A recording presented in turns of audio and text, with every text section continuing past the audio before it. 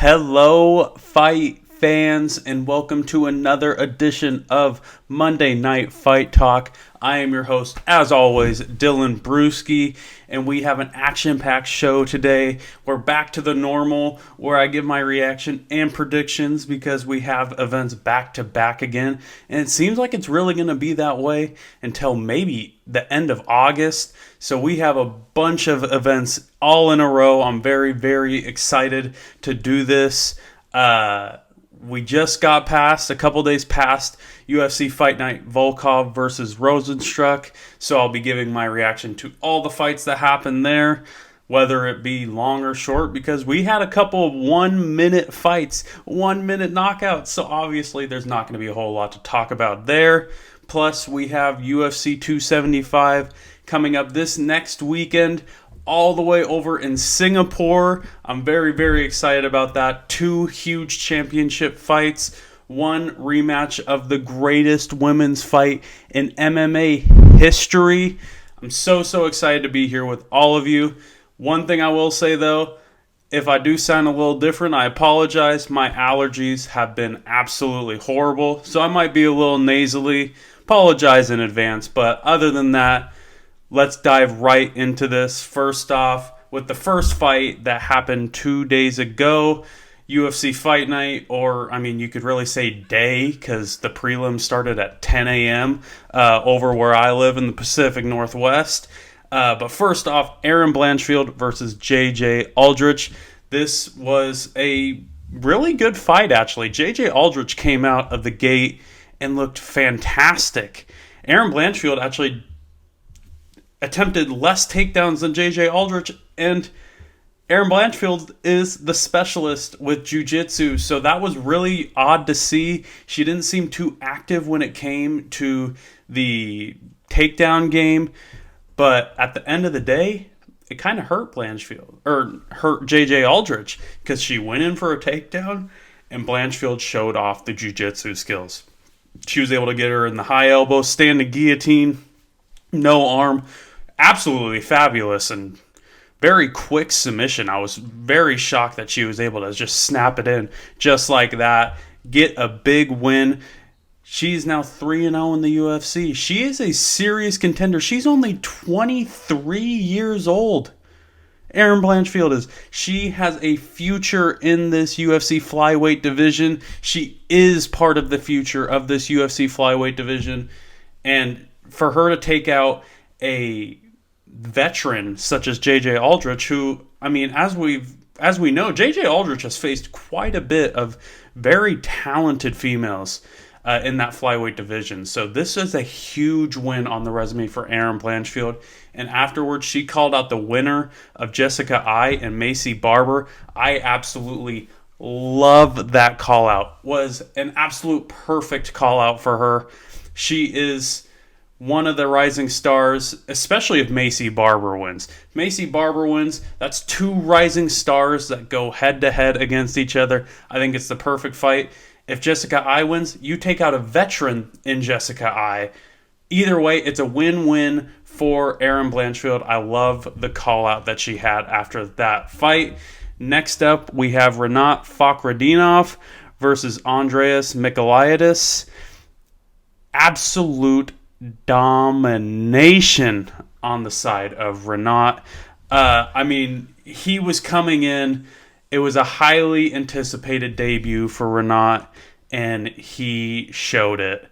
And if there was any haters of this guy, he quieted them down really, really quick. Andreas, he tried his best. He had some bright moments, and he never gave up. So you can say that on the side of Michailidis, but at the same time, Rinat looked absolutely fantastic, and he is going to be a humongous problem in that welterweight division. The welterweight division is not the deepest division. It's a good division. It's definitely not the worst, but it is certainly nowhere near the best or the deepest. So look for him to make a strong showing and a strong showing quick. He's going to climb those rankings really quickly, especially if he keeps on having performances like that.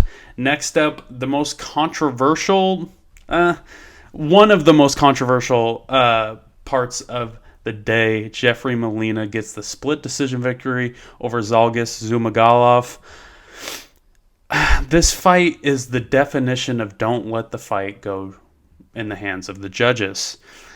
Jeff Molina, when they announced the decision, was already walking off because he thought he lost the fight. The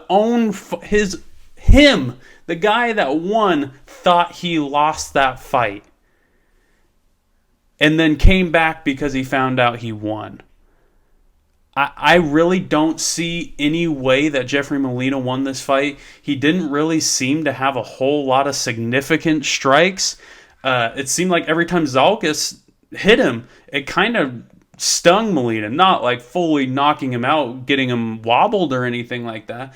But he was landing clean shots, and he was controlling most of the cage. I know he didn't do a whole lot with those takedown attempts or anything like that, but still, he just seemed like the more active fighter to me.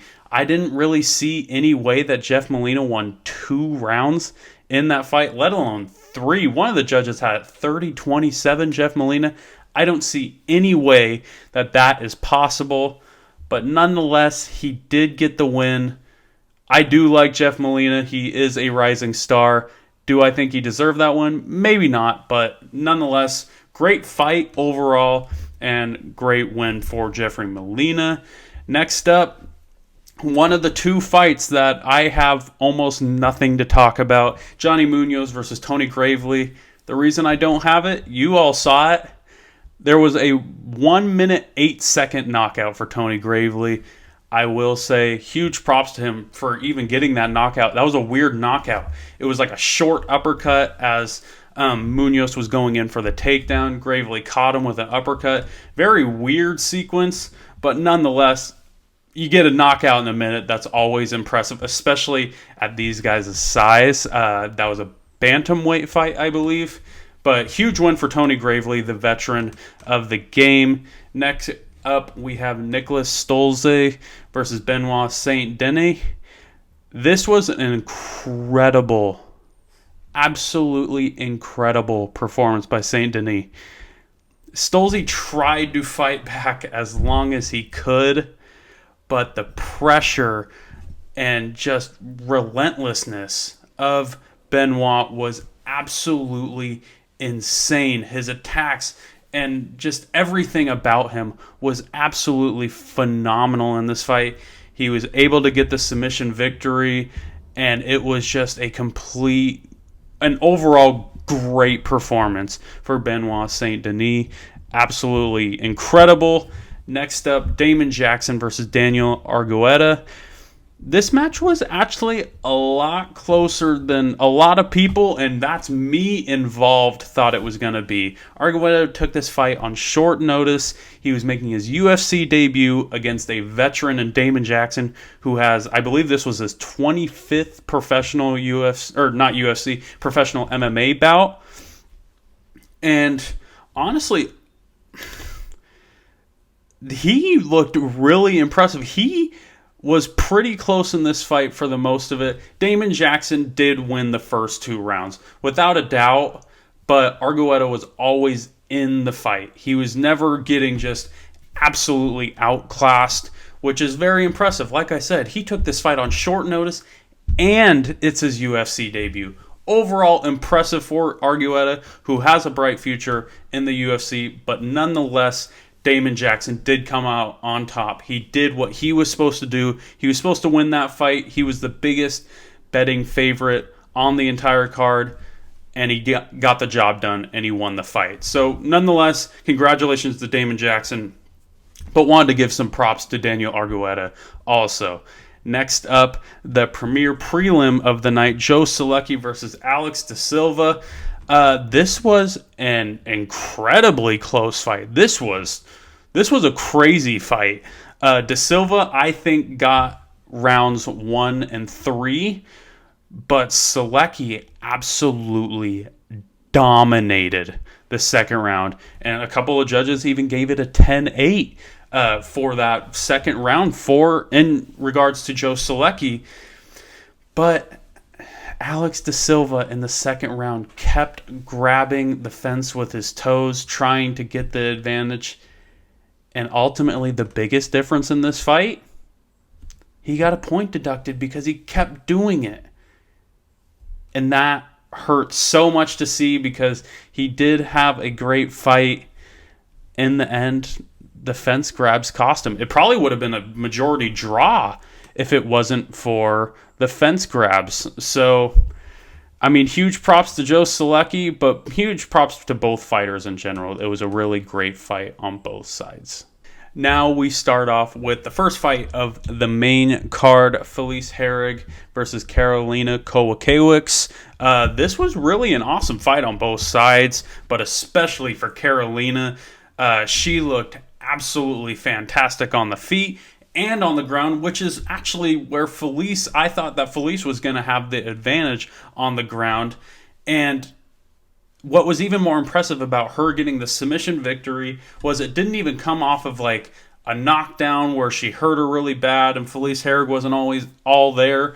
Felice Herrig really tripped, and then Karolina got on top of her, was able to get her back, and able to get a rear naked choke, get the victory. It was an overall huge win for Karolina Kowalkiewicz, especially because it's her first win in a very, very long time. I believe since 2018, if I remember off the top of my head. So obviously, huge win for Karolina Kowalkiewicz. And welcome back to the win column to her. Next up, we have Alonzo Menifield versus Askar Mazharov. This fight was surrounded by controversy coming into it on the side of Askar Mazharov. I believe I even said it in last week's show. At the beginning of the week, he had a 25-7 professional MMA record. By fight day on Saturday, he had a 19-12 fight record. So there was controversy of fights that did he even fight in this fight? And then there was some that like he didn't actually win. This was overall a very, very weird situation. But props to Alonzo Menifield for blocking out all that and absolutely dominating this fight. I mean, he was incredible. Mazharov seemed more concerned with showboating, with showing how great he is. Every time he would land a decent punch, he would throw his hands up in the air, and that's what cost him in the end. He landed a good punch, and they threw his hands in the air, got taken to the ground, crucifix, ground and pound till the ref stopped it. Very unimpressed by Askar Mazharov, especially with all the controversy coming in to this fight. To then have a performance like that is pretty embarrassing on his part. But huge props to Alonzo Menifield. I don't even really want to talk about Askar Mazharov because we need to pay attention to the guy who won this fight, the guy who deserved to win this fight, Alonzo Menifield, who was absolutely amazing. But even more disappointing loss for Askar Mazharov. Next up, we have the second of two fights that I barely have anything to talk about. Ode Osbourne versus Zaruk Adashev. Another 1-minute KO. So another fight with not a whole lot to say. Great win for Ode Osbourne. And I love the Jeff Molina call out at the end of the fight. Both got a win on that fight card. So why not have them fight each other? I think it was a great call out. Jeff Molina tweeted out later that he was on board. So I look forward to actually seeing that fight later at a later date. But that's really all I have to say about that one. Next up, we have Corinne Silva making her impressive UFC debut, beating Poliana Botelho. This was very, very impressive on the side of Corinne Silva to get the guillotine choke so late. This was 4 minutes and 55 seconds in the first round. There was 5 seconds left and she was able to squeeze tight enough, get that choke in, and win the fight. She definitely earned her nickname, Killer Karine. I loved this fight. It was absolutely a great performance on the side of the debuting Karine Silva. Next up, the fight of the night, Michael Trizano versus Lucas Almeida. Both guys were incredibly impressive. Neither was the most active per se, but they made every single shot count. Everything they were throwing was just bombs at each other. Trizano had a great first round. He was able to get a knockdown on Almeida, but Almeida didn't let the early struggles bring him down. This was Lucas Almeida's UFC debut, and he most likely lost round 1. And then he came back, had a great second round, got a big knockdown. There is a little bit of, I wouldn't say controversy because it was obviously very unintentional, but there was an accidental headbutt that left a huge cut on Michael Trizano late in the second round. They ended up letting it go to the third. The doctor didn't deem it to be too troubling for Michael Trizano. But then early in the third round, under a minute in, Lucas Almeida landed a huge shot, got another knockdown, and was able to get the finish. Huge debut for Lucas Almeida, but you gotta give props to Michael Trizano. Both of these guys really left it all out there. This was an absolutely amazing fight. I can't wait to see where both of these guys go. They both have bright futures in the UFC, but for now, that was a great fight overall. Next up is the co-main event of the evening. About to be former 10th ranked featherweight Dan Ige loses to the undefeated, now 16-0 Movsar Evloev.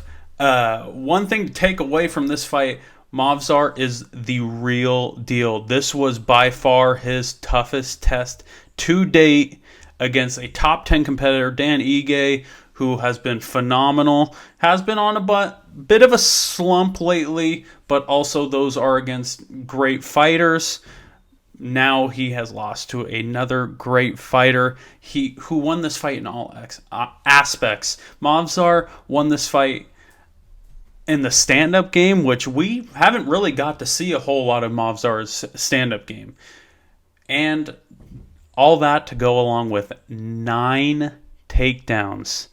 So that is one thing you can give Dan Ige. He never gave up in this fight. And we know Dan Ige never gives up. He is as tough as they come. But Movsar was just too skilled overall. He looked absolutely fantastic in this fight. Afterwards, he called out Arnold Allen, which in Movsar's case, I love the call out. But it makes absolutely no sense for Arnold Allen to fight probably at highest the 9th ranked featherweight. I think more like 10 will be. I think that him and Ige, Movsar and Ige, will probably switch. But nonetheless, I really don't see Allen on an 8-fight win streak going to fight someone that's ranked that far below him. I know Arnold Allen doesn't really... There's not a whole lot of fights for Arnold Allen, as Max Holloway and Volkanovski are going to fight soon. Ortega and Yair Rodriguez are going to fight next month. You have Calvin Kattar and Josh Emmett who are fighting in a couple weeks. But nonetheless, this seems like a high-risk, low-reward situation for Arnold Allen. I don't see him taking this fight. I see him more waiting for if Korean Zombie wants to fight soon. I know Korean Zombie said he was probably going to take a little bit of time off after the Volkanovski loss. But still, I don't see Arnold Allen taking a fight against Movsar. It just wouldn't make sense for him. But nonetheless, if he does, that's huge for Movsar. I think it was a great call out again for Movsar's case, but I don't see that one happening. And now for the main event of the evening, Alexander Volkov, the number 7 ranked heavyweight, took on the number 8 ranked heavyweight, Jairzinho Rozenstruik. A sort of controversial stoppage. When I look at it, though, I think it was a pretty good stoppage. I didn't see Rozenstruik lasting much longer anyways. Plus his body language, I thought he was out. He dropped to his knees, and I thought that Rozenstruik was out, and Volkov won the fight. I think it's tough because he got up and he looked fine a few seconds later. But, I mean, I'm kind of with Herb Dean there. With his body language, I thought he was done, and I thought Volkov won the fight. So, it's tough. But at the end of the day, Alexander Volkov, I think, got that fight fair and square. I don't think it was that early of a stoppage.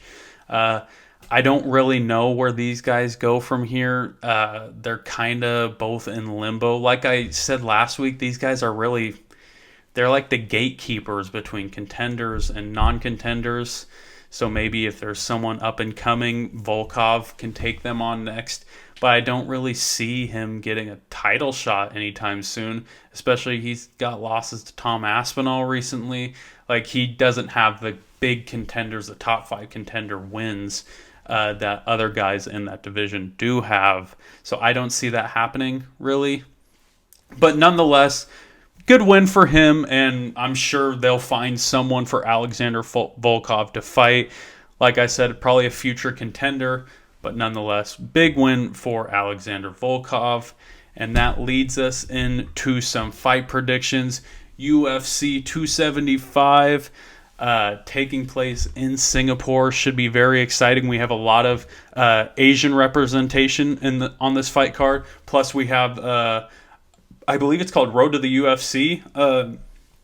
Off the top of my head, the 2 days before, a tournament between 4 weight classes, I believe it is. All Asian competitors, so that should be very exciting. June 9th and 10th. If you're in the States, in some places it might be the 10th and the 11th. But it's the 2 days leading up to UFC 275. But that will be very exciting to watch, but also it is cool to see a lot of Asian representation, like I said, for UFC 275. And it starts off right off the bat, Ramona Pascal versus Jocelyn Edwards, starting off with a women's featherweight bout, which, I mean, is always a big deal considering there really isn't anyone in that division besides Amanda Nunes, at least full-time in the women's featherweight division. And Amanda Nunes isn't even full-time. She's fighting for the bantamweight championship. Her last at least 2 bouts have been at the bantamweight division. So there's really nothing going on in the women's featherweight division. So one decisive victory really, at the end of the day, could get you that title shot against Amanda Nunes for the title. Which, I mean, who knows if either one of these ladies is fit to face Amanda Nunes, but nonetheless, it could put them in position to do so. Pascal has had previous experience at featherweight and even had her first UFC bout at featherweight, where Jocelyn Edwards will actually be making her featherweight debut. She has fought all of her fights at the bantamweight division. Pascal has a very well-rounded game, but would definitely prefer to get this fight on the ground, especially against her opponent, who is a great striker. Jocelyn Edwards is absolutely phenomenal at striking. I'm going to go with Pascal in this fight for a few reasons. First, the experience at the higher weight class. She knows she can get bigger after the weigh-ins, where I'm not sure Jocelyn Edwards will bulk up enough after the weigh-ins. So I see Pascal coming in bigger. And second, Edwards is not good against the takedown. So I do see Pascal overpowering her in this fight. I'm going Pascal by decision. Next up, we have another women's fight. This one all the way back down at the strawweight division. Liang Ne versus Silvana Juarez. Liang Ne coming in with a huge experience advantage, but not UFC experience. Both ladies coming off losses and looking to get their first UFC win. Liang will be looking to get this fight to the ground, but she is pretty well rounded. She can hold her own on the feet, so I think either way she'll be okay in this fight. Juarez will, without a doubt, look to use her striking in this fight, look to keep it on the feet, as she does not have a good ground game at all. But I think it's going to be a big challenge for her. She has a 16% takedown defense percentage. 16%. That's more than 4 out of 5 takedowns attempted on her get her to the ground. That's not a good look. I'm going with Liang by second round submission in this fight. With all the experience, with all just everything, I don't see Juarez being able to hold her own in this fight. Next up, we have a bantamweight matchup versus Kyung Ho Kang versus Dana Batgarel. This should be a very exciting fight, as most of the bantamweight bouts really are. I mean, this is the deepest division in the UFC, so they usually produce really great fights. Plus, a lot of guys have a lot of, both of these guys have a lot of experience in professional MMA and in the UFC. So the biggest difference between these guys is their fighting styles. Kyung Ho being the far better fighter on the ground, Batgarel is the far better on the feet. I'm gonna go with Dana in this fight, though, as he has pretty good takedown defense and has never lost a fight by submission, so he has to have at least a decent ground game. I'm going Dana by decision. Next up, we have Andre Fialho versus Jake Matthews. This should be a very exciting fight, and I want to take a moment to give props to Andre Fialho. This is his 4th fight this year. It is June. He has 4 UFC fights this year. This will be his 3rd in 3 straight months. He's fought in April, he's fought in May, and now he's fighting in June. This guy is the definition of staying active. He's coming off 2 straight wins. His only loss in his last 7 fights is against Michel Pereira, who just climbed the rankings because he's won 5 straight. So that's nothing to really frown upon. This guy has been absolutely amazing so far this year. Jake Matthews is coming off of a loss, but that was to the undefeated Sean Brady, the top 10 ranked Sean Brady. So are we really going to hold a whole lot against him, especially in his previous 3 fights? He was on a 3-fight winning streak before the Sean Brady fight, including the legend in Diego Sanchez he beat. Fialho is a great stand-up fighter, and Matthews, while he can hold his own on the feet, would definitely prefer to get this fight on the ground, as he has tremendous wrestling. So that is a big advantage for him, is the ground game. But that is a lot easier said than done. Andre Fialho has a 75% takedown defense percentage. So he is incredible against the takedown.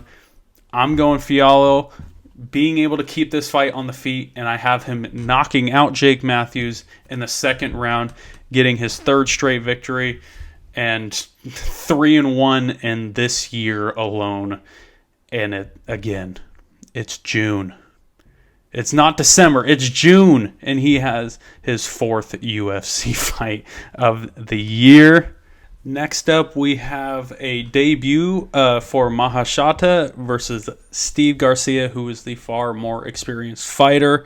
This should be a very exciting fight for both fighters. Mahashata, like I said, is making his UFC debut after winning his belt in week 10 of this last season of the Dana White Contender Series, and he seems to be really like a fantastic striker in his young MMA career. I look for him to make a name for himself. He's only 22 years old, so I mean, this is a bright future, and sometimes bringing these guys in so early in their career will work out for them. We've seen it work out for a few of the guys, especially recently, and sometimes it doesn't work in their favor and they're too inexperienced. But I really think that this guy has a bright future in the UFC. Like I said, Garcia is the far more experienced fighter, and he's coming off of his first UFC win last October in 2021. Garcia is a pretty well-rounded fighter, good stand-up, good wrestling. I do see Garcia trying to use his wrestling in this fight against the stand-up specialist and the inexperienced Maheshate, but I'm really excited to see Maheshate make his debut. I'm saying he comes in hot. I'm saying first round TKO in his first UFC bout, getting his first win in the UFC for Maheshate. And then next up, we have Brendan Allen versus Jacob Malkoun. The much more experienced jiu-jitsu specialist, Brendan Allen, takes on the powerhouse wrestler, Jacob Malkoun. Allen coming off of a win at light heavyweight against Smiling Sam Alvey, and Malkin coming off of his first 2 UFC wins, one of them coming earlier this year in February. While Malkoun is a great wrestler and is very good at getting you down on the ground, smothering you, just relentless pressure, I think the experience Allen has at light heavyweight is going to play a big advantage in this fight. Because Smiling Sam Alvey does like to take fights to the ground too. And to feel the power of someone 20 pounds heavier, and the fact that he can get you to submit while he's on his back, is going to play a huge advantage for Brendan Allen in this fight. I think he wins this fight. I'm going second round submission for Brendan Allen. Next up, we have a striker's dream, a striker's fan dream, I should say. Sungwoo Choi versus Josh Kulabau. Choi has a little bit better of a ground game, so I mean, I could see him going to that if he gets in a bit of trouble, but Kulabau does have tremendous takedown defense, so I don't know how much that's going to work for Choi's advantage. Both of these guys have faced very good fighters in the past, but neither has really had that much success versus these guys. I mean, we're talking about Jalen Turner, Charles Jourdain, Alex Caceres, Movsar Evloev, who we just saw this last weekend. So a very even matchup overall, but Kulabau has had better success as of recent and far better defense overall. I'm talking about ground. I'm talking about striking. Just overall, he has pretty good defense. I'm going Kulabau with a late third round TKO. Now, to start off the main card, we have a very exciting striker in Jack Della Maddalena versus the grappler in Ramazan Emeev. Della Maddalena is being looked at as a possible future title contender, coming in with an 11-fight win streak, including one on the Dana White's Contender Series last year, and a win in his UFC debut back at UFC 270. Ramazan does bring in far more experience and motivation to bounce back after a tough split decision loss versus Danny Roberts back in October. I'm really liking the hype behind Jack Della Maddalena, and I think it's true. I don't think this is just another guy that they're hyping up to be great. He looked absolutely fantastic in the Contender Series fight. In his UFC debut, I look to see him extend his win streak to 12 and beat the far more experienced Ramazan Emeev, and he's going to do that at the second round by TKO. Next up, we have a pair of ranked flyweights, Rogerio Bontorin versus Manel Kape. Also a fight that was supposed to happen back in 2020, but Bontorin did get injured right before the fight.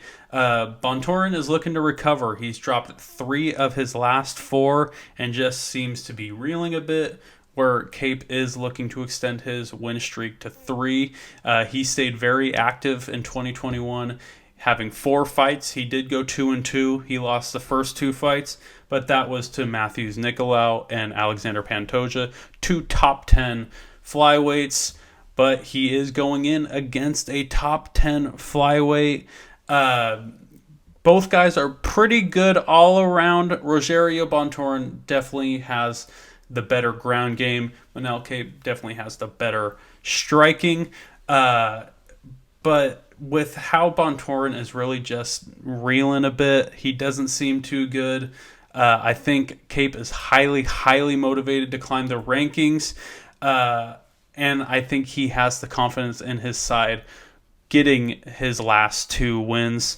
I'm looking for him to keep that going. I'm going Kape by decision. And now for the 3 fights that we're all insanely interested for. Nothing against the rest of these fights that I've talked about, but this is really the core of this pay-per-view. Starting off with 2 ladies that need absolutely no introduction, even though I'm still going to give it to you. These 2 ladies have an endless resume. Yang Wei Li versus Joanna Jędrzejczyk. This is a rematch of, like I said at the beginning of the show, in my opinion and a lot of people's opinions, this is the greatest women's fight in UFC history back in 2020.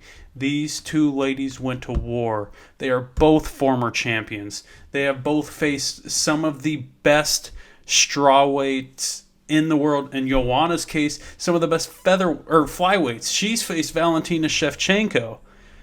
They both faced Rose. I believe they both faced Jessica Andrade. They have literally faced the best of the best that this division has to offer. And a lot of the times, one of them comes out on top. I am so incredibly excited to see these 2 go at it again. And this one, it might be even crazier than the first one, as the first one was 5 rounds, because that was when Yang Wei Li had the title. This one's only 3 rounds, so I could see them really being even more active because they don't have to worry about draining all that energy in a 5-round fight. Yang Wei Li does bring in more of a well-rounded game. She's a good striker. She's a good wrestler. Joanna, on the other hand, is one of the best Muay Thai practitioners in the game today. And I'm talking men or women. She is unbelievable. The precision, the power, everything Joanna Jędrzejczyk has in the striking game. I honestly could see this fight going either way. It was so close in the first matchup.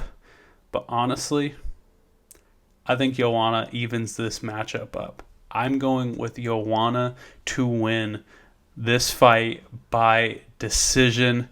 But if I was a betting person, I would not bet on this fight. Especially, go back and watch the first one. If you've never watched Joanna and Yang Wei Li fight for the first time, you have to go watch it. It is the greatest fight in women's MMA history. So it could really go either way. I'm going Joanna to even the series up. Kind of, honestly, mostly just because I want to see a trilogy. I want to see these 2 go at it again. And honestly, preferably a 5-rounder. Put it on a Fight Night main event or whatever. Maybe one of them gets the title back, and then they can have the trilogy and fight for the title again. I don't know. Either way, I want to see a trilogy of this matchup, so I'm going Joanna winning this fight, again, by decision. And now for the first of 2 championship fights. The Women's Flyweight Championship is on the line. Valentina Shevchenko, one of the greatest women's fighters ever. The number one pound for pound women's fighter in the UFC right now. The 7-time defending world flyweight champion. Her resume is all you need to look at. She has faced the best of the best. And that is, I am telling you, the best women's fighters. Most of them she has faced, because she was a bantamweight before the flyweight division got implemented. She has faced the likes of Jessica Andrade, Joanna Jędrzejczyk, Caitlin Chukagian, Juliana Pena, Holly Holm, and she's beaten them all. She has beat every single woman that I just listed. The only one she has not been able to beat is Amanda Nunes, the women's MMA GOAT. And honestly, in the second fight, she was pretty close to beating Amanda Nunes. A lot of people think she won that fight against Amanda Nunes. She takes on the rising young superstar Taila Santos, who is building quite the resume herself, winning 4 of her first UFC bouts and only having 1 professional loss in her MMA career. She's 19-1 at 28 years old. That's pretty impressive. But this is without a doubt leaps and bounds. This is so far of a skill gap between the best fighters that she's faced. The best fighters she's faced is Roxanne Modafferi and Joanne Wood, which no disrespect to either one of those, especially Roxanne Modafferi. She is a legend. She's one of the pioneers of women's MMA. But Joanne Wood and Roxanne Modafferi don't even sniff Valentina Shevchenko's greatness. I think that they put the UFC put her in this fight way too early. I get it. This was really the only fight to make Valentina's run through everybody else in the division. But Taila Santos needs a little bit more experience before I think she can even hang remotely close to Valentina Shevchenko. I think Valentina absolutely dominates this fight. I don't see Santos standing a chance against Shevchenko. I'm going second round TKO. As much as I like Taila Santos, I think she's fantastic. She's not Valentina Shevchenko.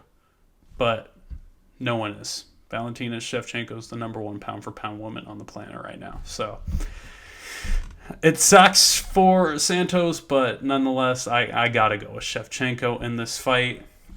And that brings us to the main event of the evening. The light heavyweight champion Glover Teixeira puts his title that he has fought so long, so hard to get, against one of the most exciting fighters in his young UFC career. He has a lot of experience outside the UFC, but only 2 UFC bouts. Yuri Prochazka. Like I said, not a lot of UFC bouts, but this guy is still 28-3-1, riding a 12-fight win streak. So it's not like he's lacking experience in MMA. He is right up there with Glover Teixeira. Glover Teixeira does have more professional fights, but he's 42, so I hope he would.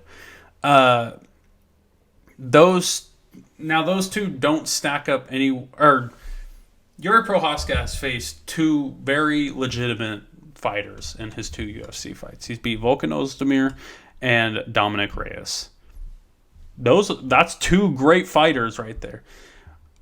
Those 2 don't stack anywhere near Glover Teixeira's record or opponents. He has faced 4 former UFC champions, including Jan Blachowicz, Quentin Rampage Jackson, Rashad Evans, and John Jones. And he's faced countless others that were contenders. Anthony Johnson. The list goes on.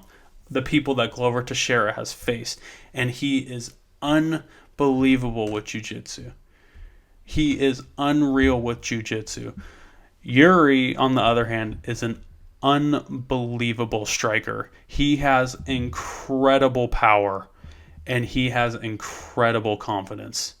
He believes in himself more than anyone on the world. He is undoubtedly, this is the most intriguing matchup in the light heavyweight division right now. That's no disrespect to anybody else. But Glover Teixeira, the veteran, 42 years old, fought so hard to get where he's at, versus Yuri Prochazka, who is a freak of nature. If you have not watched Yuri Prochazka fight, you need to go watch his first 2 fights, because they are undeniably insane. This guy can take a punch. Dominic Reyes and Volkan Ozdemir are 2 of the hardest hitting light heavyweights, and he would sit there with his hands down and just take a punch to the face and just keep moving forward like he didn't even get hit. He is unreal. I know I've alluded to this so many times, but a few months back I talked about how there's going to be a changing of the guard in the UFC light heavyweight division. We have a few of the older generation guys. We have Glover Teixeira, the champion, Jan Blachowicz, the number 1 contender. We have Thiago Santos, Anthony Smith, guys that have been around the block and have done great things in the UFC. But there's a new generation coming. There's Yuri Prochazka. There's Magomed Ankalaev when he comes back from his injury. Alexander Rakic. Jamal Hill. These guys are absolutely insane and the future of this light heavyweight division. And I think that future starts on Saturday. I'm taking Yuri Prochazka. I think he gets that championship from Glover Teixeira. As much as I love Glover Teixeira, as much as I would love to see Glover Teixeira, I don't care who wins this fight. I think it would be awesome for both of these guys. Yuri Prochazka to wait as long as he did to get into the UFC. Because he actually was invited to the UFC years ago, but he wanted to make sure he was ready for the biggest stage of them all. And now he's already in a championship fight. But Glover, like I said, he's been around the block. He has some of the most experience in the UFC. And he's absolutely amazing. I love him, but I think this newer generation, quote unquote newer generation, is coming, and they're coming on Saturday. The changing of the guard is coming, and it's coming soon. I'm going Yuri Prochazka by 3rd round TKO. I think he's going to be able to neutralize the jiu-jitsu because, like I said, he fights with his hands down. So he's already there to defend a takedown.